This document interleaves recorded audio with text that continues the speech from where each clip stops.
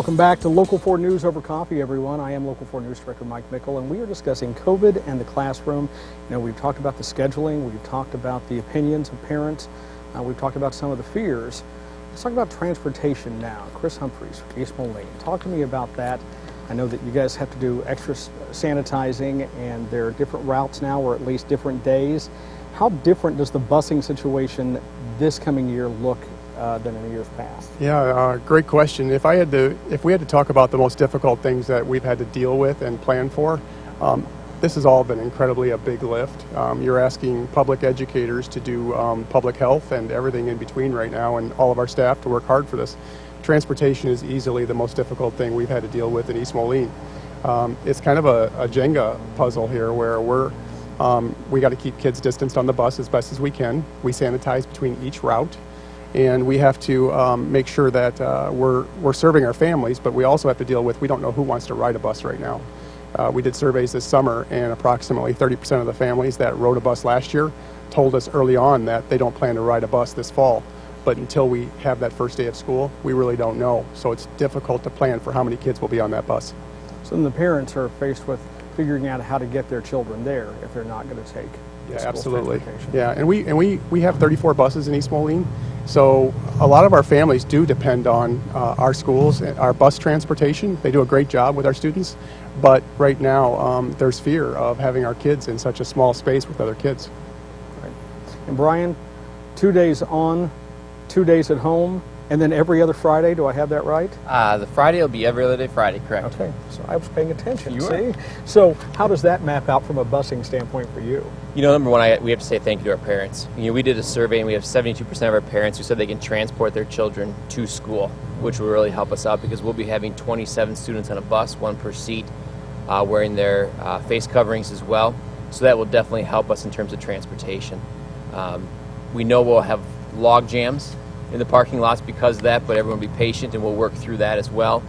But again, I look at our bus drivers, I worry. You know, just the age of them and the susceptibility of becoming, transmitting COVID, Sure. which could then shut down things pretty quickly because we don't have a lot of bus drivers out there. So if anyone wants to be a bus driver, we'd welcome them to our district and start training and licensing. Send your applications right now, PB High School. Joe, North Scott School District, 83% saying they wanted to come back. So is it going to change much for you? It does, because we're similar to Pleasant Valley. Many of our parents, over half, are going to transport their own students. Causes other problems, like he said, students being dropped off by cars instead. So we'll be able to social distance more. You know, our district has said we're going to social distance as much as we can, 3 to 6 feet in classrooms and on buses, but it really depends on the class itself and how many kids we end up in that classrooms. Our classes have definitely shrunk. Our bus routes have shrunk. We're rerouting that.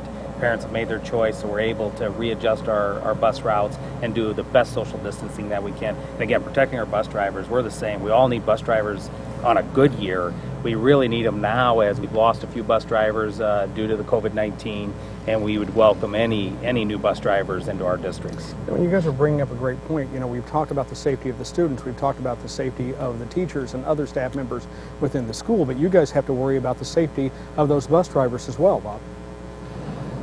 You know, we spend so much time talking about the educational component, but there's so many operational issues that are associated with the COVID piece, and it's cleaning classrooms every night, having to hire an extra crew just to come in and sanitize, because we have students coming in every single day, and that includes buses, and we have to make sure that that sanitation effort is as strong as it can possibly be to keep everyone safe, from the bus drivers to the teachers to the students to the families.